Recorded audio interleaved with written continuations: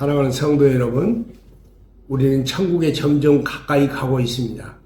제10계당 도덕천으로 기독도가 가는 내용을 말씀드리겠습니다. 소설을 말씀드립니다. 기독도가 연약에 돌아감을 아시하며 길을 재촉하는데 두 갈래 길이 나왔습니다. 한 길은 좁은 길이었고 한 길은 넓은 길이었습니다. 넓은 길 입구에 도덕천이라는 팻말이 붙어 있었습니다. 기독도는 어디로 갈까 갈등하고 고민하고 있을 때 도덕천 길에서 세지라는 신사가 기독도를 발견하고 기독도에게 말을 걸어왔습니다. 당신은 어디로 가오? 하고 물었습니다.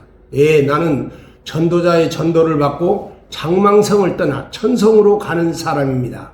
그러자 세지가 깔깔거리며 웃더니 여보시오, 그런 것이 어디 있어? 나는 지금까지 이 길에서 전도자란 놈에게 속아 고생하고 있는 많은 사람들을 보아왔어. 당신도 행색을 보니 벌써 진창에 빠져 고생한 거 아니요? 근데 당신은 왜 혼자요? 가족들은 어째서? 하고 세지가 힐난하듯이 물었습니다. 천성에 같이 가자고 했는데 제 가족 아무도 따라오지 않았습니다. 라고 대답하자, 아니 뭐요, 그러면 자기만 살겠다고 가족들을 버려두고 왔단 말이오. 그런 몰인정한 일이 어디 있어? 내가 가족들과 함께 갈 수 있는 영생의 길을 가르쳐 줄 터이니 그리로 가시오. 하고 친절하게 도덕천 길을 알려주었습니다.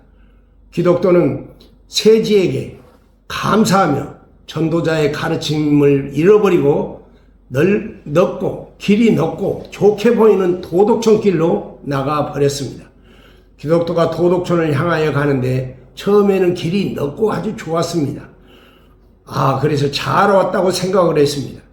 도덕천이 점점 가까워짐에 따라서 길은 좁아지고 또 가파라지기 시작했습니다.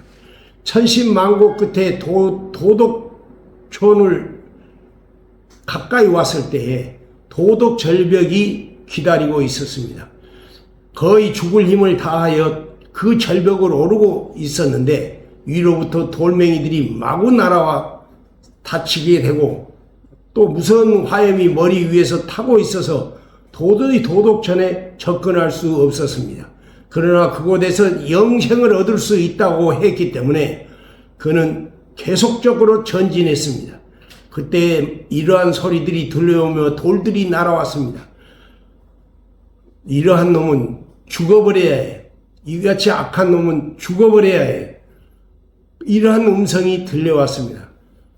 그러나 그는 그것을 무릅쓰고 앞으로 전진하고 절벽에 매달리고 있었는데 매달리고 있었던 돌이 떨어지는 바람에 마침내 절벽 아래로 굴러 떨어져서 일어나지를 못하고 부상으로 인해 신음하고 있었습니다.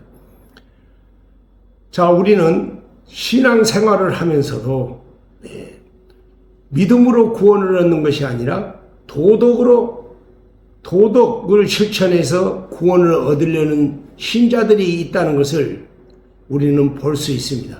도덕 양심을 따라 살면은 천국에 갈 수 있지 않겠습니까? 기독교를 떠나는 또 다른 이유는 도덕과 선행이 구원을 가져다 줄 수 있다고 생각하는 것입니다. 세상에는 선한 양심과 교육, 도덕, 수양, 선행, 공덕으로 천국에 갈 수 있다고 믿는 사람도 적지 않습니다. 도덕이나 세상 모든 종교는 하나같이 이렇게 말합니다. 무엇을 하라, 그리하면 영생을 얻으리라고 합니다. 선행을 하라, 그리하면 영생을 얻으리라고 가르칩니다. 그러나 우리는 이런 말에 속지 말아야 합니다. 인간의 도덕 실행이 과연 하나님 앞에서도 합격점을 받을 수 있는가 하는 것입니다. 성경은 인간이 완전 부패하여 인간 노력으로 하나님이 요구하는 의에 이를 수 없음을 선언하고 있습니다. 앞에서도 말했듯이 의인은 없나니 하나도 없으며 깨닫는 자도 없고 하나님을 찾는 자도 없고 다 치우쳐 한 가지로 무익하게 되고 선을 행하는 자는 없나니 하나도 없도다 라고 성경은 선언하고 있습니다. 우리가 죄가 무엇인지 모를 때는 자신이 상당히 선하고 거룩하게 살고 있다고 자부하지만 영안이 열려서 자신의 참 모습을 자세히 관찰하면 실상은 더럽고 사악하여 스스로 생각과 행실을 부끄럽게 여길 것입니다. 심지어 선행을 하는 가운데도 악이 같이 자리하고 있다는 것입니다. 선행을 하는 이유가 자기에게 기쁨을 주는 것일 수도 있는 것입니다. 우리는 어떤 사람을 보고 그는 법 없어도 살 사람이라고 말합니다.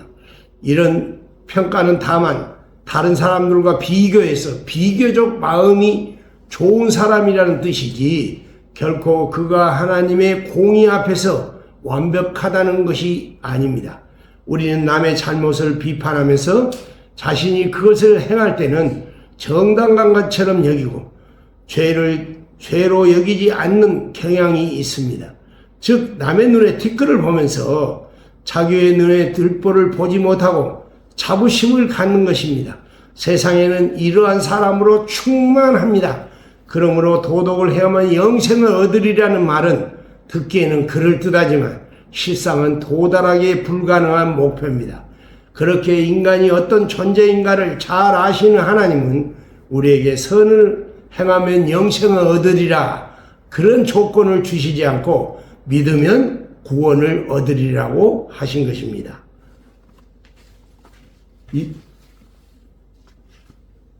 세계 역사의 한때에 이성 철학과 이성 신학이 유럽 세계를 지배하는 때가 있었습니다. 그들은 하나님의 계시와 초자적인 기적들을 부인하고 하나님이 인간에게 준 도덕 성격, 즉 이성과 양심을 가지고 도덕 실천을 통하여 지상 천국을 만들 수 있다고 주장하며 그런 노력을 시작했습니다. 학자들은 누가 더 도덕적이며 이성적인가를 시험하며 인간 이성과 도덕 양심을 찬양하고 주 예수를 믿음으로 얻는 구원의 은총을 미개한 사람들의 생각으로 몰아갔습니다. 그들은 그야말로 도덕 이상 세계의 건설의 미몽으로 가득했던 것입니다. 그러나 세상은 과연 그들의 말대로 유토피아가 이루어졌을까요? 유럽은 정말 행복한 곳이 되었을까요?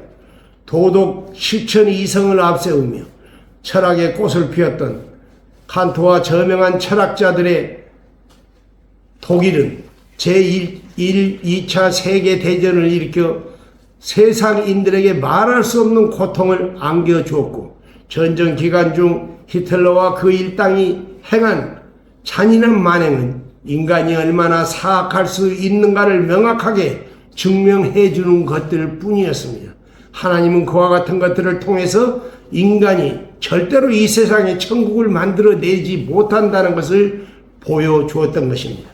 인간은 그들이 가진 물리적, 화학적, 생물학적, 천문기상학적, 심리학적, 군사학적, 관리학적 지식을 총동원하여 사람을 죽이기 위한 무기를 만들었고 이것들을 어떻게 지혜롭게 사용하여 더 많은 사람을 죽여 승리를 얻을 수 있는가를 연구하고 실행에 옮겼습니다. 이것은 오늘날에도 계속되고 있는 일입니다. 물론 이런 사악한 일은 이상 세계를 추구하던 학식가, 도덕주의자들에 의해서 자행된 만행들이었던 것입니다. 도덕 실천 이성을 가르친 학자들은 나치에 휩쓸려 그들의 앞잡이 노릇을 하거나 혹은 개인의 안전을 위해 입을 굳게 다물었던 것입니다. 권력과 무력 앞에 아부하며 헛된 이상에 미쳐 날뛰었던 것입니다. 그들이 그렇게 내세웠던 도덕과 이성 종교는 온데간데 없이 사라져 버렸던 것입니다. 나치 독일이나 일본의 731 부대의 생체 실험, 위안부 정책 등등 사악한 계획들이 많은 학식을 가진 의학자들에 의해 또한 국가 지도자들에 의해 국가 정책으로 실행된 것을 보면 인간이 결코 선한 존재가 아니며 철학자나 이성주의 신학자들이 그토록 찬양했던 인간의 양심과 이상은 인간을 구원하지 못한다는 것을 역사는 확실하게 증거해 주었던 것입니다. 그럼에도 불구하고 아직도 사람들은 이런 허구를 여전히 주장하며 이성과 양심으로 구원을 얻으리라는 미몽에서 아직도 깨어나고 있지 못하는 것입니다. 세상은 지금 전쟁으로 엉망진창이 되고 정말로 많은 나라가 자기 이익을 위해서 다른 나라를 해치고 전쟁하지만은 아직도 유토피아 세계가 이루어질 수 있다고 말하는 이와 같은 정말로 현실과는 전혀 다른 주장을 하는 사람들이 얼마나 많이 있습니까? 사람들 중에 전도하기 힘든 사람들이 있는데 바로 도덕주의적 성격이 강한 사람들입니다. 그들은 타인에게 해를 끼치지 않는 경우도 있습니다. 어떤 부정에도 가담하지 않습니다.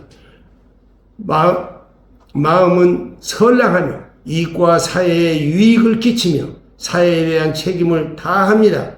그는 국가나 사회적 의무에도 솔선수범하여 행하고 자원하여 다른 사람을 도와줍니다. 그는 흠잡을 데 없는 모범적 도덕군자입니다. 이런 사람에게 전도를 하면 그는 속으로 우리를 기독교인을 비웃습니다. 내가 천국에 가지 못한다면 누가 천국에 갈 수 있으랴? 바르게 살면 천국은 자연히 주어지는 것이다 라고 말합니다. 그러나 사람들의 도덕, 사람들의 선행이란 그저 자신이 감당할 수 있을 만큼만 선하고 도덕적입니다. 그의 도덕과 선행의 범위가 무한한 것은 아닙니다. 아무리 도덕적 인격을 지녔다고 할지라도 그는 사랑하고 유하는 사람이 있는 동시에 극도로 싫어하고 증오하는 사람도 있습니다. 그가 사람의 양심을 통찰하시는 하나님 앞에서 나는 깨끗하다 자부할 수는 없을 것입니다. 인간은 어느 누구라도 자기만 아는 숨은 죄를 가지고 있지 않는 자가 없습니다. 인간은 죄악을 저질러도 그에 대한 징벌이 없을 것이라고 판단되면 주저없이 악한 생각을 행동으로 옮기는 것입니다. 우리는 내란이나 적대 국가의 전쟁 중에 사악한 일을 저지르는 군인들이 다 자기 고향에서는 아주 도덕적인 양민이라는 사실을 알 수 있습니다. 그러므로 우리는 분명히 알고 또한 인정해야 합니다. 인간은 완전 타락한 존재이며 본성 부패한 존재이기에 그로부터 나오는 모든 생각과 행동이 다 악하고 하나님 앞에 인정받지 못한다는 사실입니다. 세상에 유행하는 영상물들을 봅시다. 누가 더 교묘하고 더 사악하고 더 잔인하며 더 음란한 것인지를 경쟁하는 것 같지 않느냐 이 말이에요. 사실은 방송에 시청률을 올리기 위해서 얼마나 음란한 내용들, 음란한 복장들을 입혀서 그것들을 공연하고 있습니까? 그런 것들도 따지고 보면 인간 내부에 존재하는 악한 욕망을 표현하는 다른 방법에 불과한 것입니다. 작가 내부에 감춰진 악을 작품화하는 것이고 그 작품을 감상하는 사람들도 내부적으로 그런 악에 동조하고 있기에 그런 영상들이 환영받고 시청률이 높아지고 있는 것입니다. 이런 사악한 영상물이 청소년들의 심성을 피폐하게 만들고 음란하게 하며 폭력적으로 변하게 만들어 크나큰 사회 문제로 대가를 치르고 있지만 표현의 자유, 예술이라는 이름으로 포장되어 전혀 규제가 되지 않을 뿐만 아니라 오히려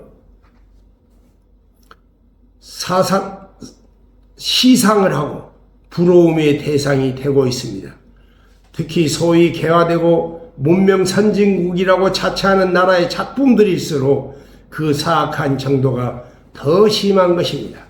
우리가 분명히 알아야 할 것은 이 세계가 다소간이나마 도덕적이고 양심적으로 유지되고 있는 것도 실상 인간의 노력이 아닌 성령의 도덕적 은사가 세계에 공급되어 인간의 극단적 제약성이 발휘되는 것을 어느 정도 통제하고 있기 때문입니다. 우리는 성령은 교회 안에서만 역사하고 있는 줄로 아는데 아닙니다. 성령의 일반적인 은총은 세계 사람들의 모든 도덕 감정을 통제하고 있습니다. 그렇기 때문에 악이 발전하여 이 세상이 완전히 멸망 상태에 이르도록 하지는 않게 조절하고 있다는 것입니다. 만일 하나님께서 세상 사람들에게 주신 성령의 일반적 도덕감마저 거두어 버린다면 세상은 사람 살기에 힘든 사악한 세계로 금세 변하고 말 것입니다. 거듭나지 못한 인간들의 추구는 언제나 악을 향하는 경향이 있습니다. 그러므로 도덕 실천함으로 구원 얻으려는 사상은 다만 공허한 구호일 뿐입니다.